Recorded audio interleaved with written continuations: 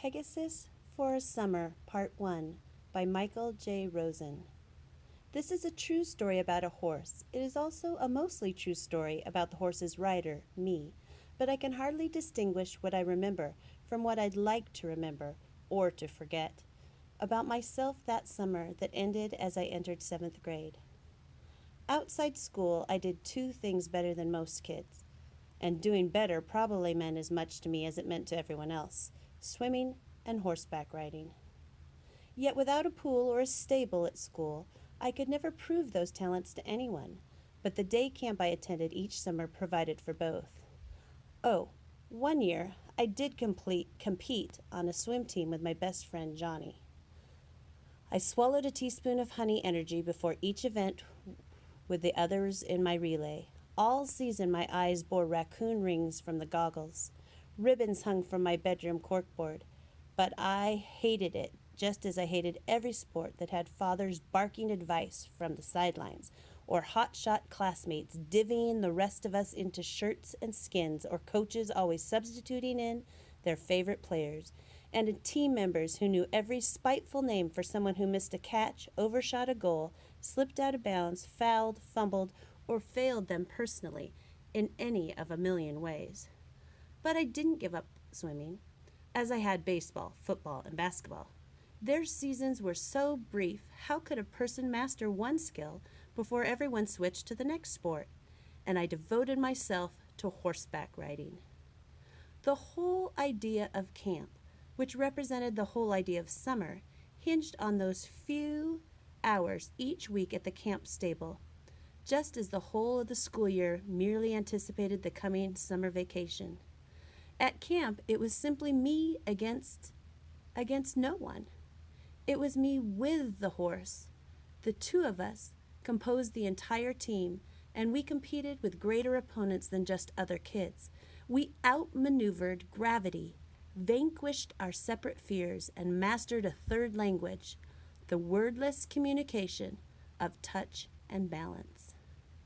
Still, I never completely lost my fear of this massive, nearly unknowable animal who was 15 times my height, and I didn't know how many times my gawky human strength. Keep in mind, the horse perceives you as the bigger animal, our riding instructor Ricky would always remind us, though not one of us believed her. I had taken lessons from Ricky during the 5 previous summer camps: how to read a horse's ear positions, conduct each movement with the reins, maintain posture and balance through each gait. Yet the only thing I remember is that I loved riding. Maybe I loved it because I excelled.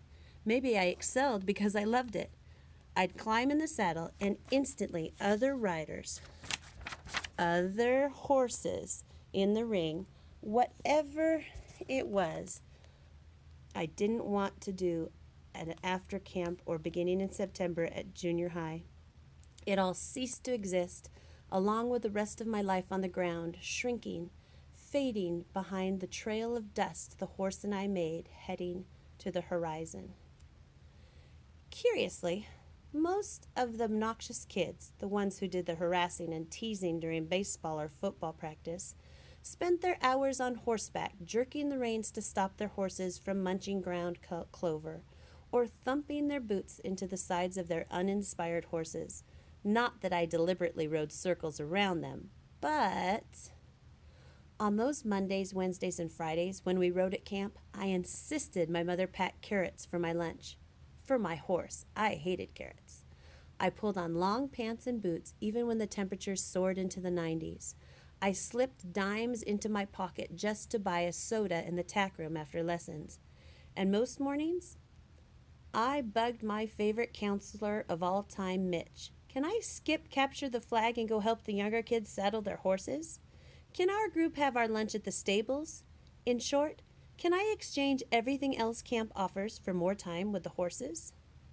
Since I was turning 13, this was my last summer of camp. Ricky allowed us, her senior riders, to choose our own horses. She guided us along the line of readied, haltered horses, describing each animal, hinting at its possible challenges. Now, Smokey here, he is a Tennessee walker, pretty gentle, though a bit hard-mouthed, Good for one of you stronger boys. Maybe you, Alan?" Mitch would nod in agreement or look down the row for a more suitable match. He'd ridden most of the horses. He'd even owned a horse of his own before coming to Ohio for college. Appaloosas, quarter horses, pintos, buckskins, braided manes, palomino coats, legs with white stockings, faces marked with moons or stars, but really personality was all that mattered. Skittish, poky, docile, bull-headed, rascally, distracted. Some horses kicked when another horse came too close. Some had to be neck-reined, others tightly reined. Some wouldn't put up with a rider's mixed signals, and some, well, you couldn't always predict. It was up to each of us to say how much spirit or obstinacy we could handle. 24 riding sessions lay ahead, almost 75 hours with that one chosen horse. "Now Sparky's a girl who likes to move," Ricky said as she swatted flies from another horse's eyes. "Used to be a jumper, too. Needs someone to keep her in check who'd enjoy her spunk." Maybe because Ricky looked straight at me, remembering me from other summers, or maybe because of the horse's color, a flecked white coat that Ricky called flea-bitten gray, and no, that doesn't mean she has fleas, or maybe because of Sparky's blue eyes that sparkled as the sun shined in. Was that how she got her name? Whatever the reason, I walked right up and took Sparky's halter. Mitch gave me a quick pat on the back of my neck, which I took to be his approval. For each riding session, we'd saddle and bridle our horses with the stable assistant's help, and then ride into the ring to practice figure eights, pivoting, cantering left and right, whatever maneuver Ricky had planned. Then it was out the gate and over a long plank bridge that spanned a marshy, spring-fed creek. As if walking on a giant xylophone, the horse's hooves struck each board, and hammered the notes echoed through the hollow. Then, single file, we'd follow forest trails barely wider than a horse. Mitch would call over his shoulder to point out a horned owl's nest, or sort of a tree from which baseball bats are made, or to warn us of an especially slippery embankment. Across hoof-muddied creeks, through shallow ravines, over rotting white pine and oaks, the horses performed almost without us. We simply leaned forward, going under trees, and backward, heading down hills.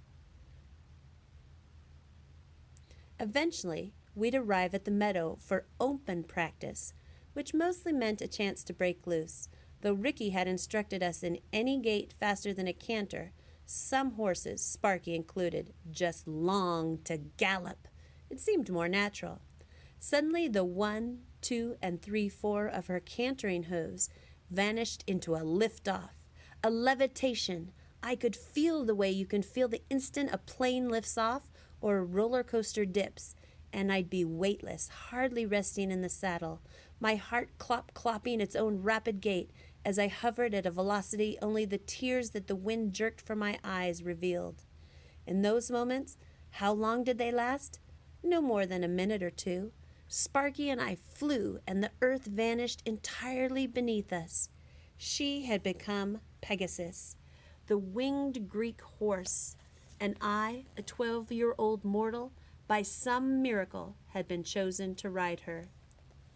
And then, by accident, honestly, when we'd be heading back toward the barn, some horses, Sparky included, would shift from a gallop to a dead run, which of course was absolutely forbidden. It was too uncontrolled, too dangerous even for us advanced kids. It was too risky to allow a charging horse to stampede into the yard, careening into the barn, startling the tethered horses and the bystanders. And it was too thrilling, countless times more thrilling than anything else I'd ever experienced, to stop. Lessons ended inside the stables. Heaving loose the impossibly heavy saddle, slipping out the grassy, frothy bit, brushing and carding the horse, it meant coming down to earth.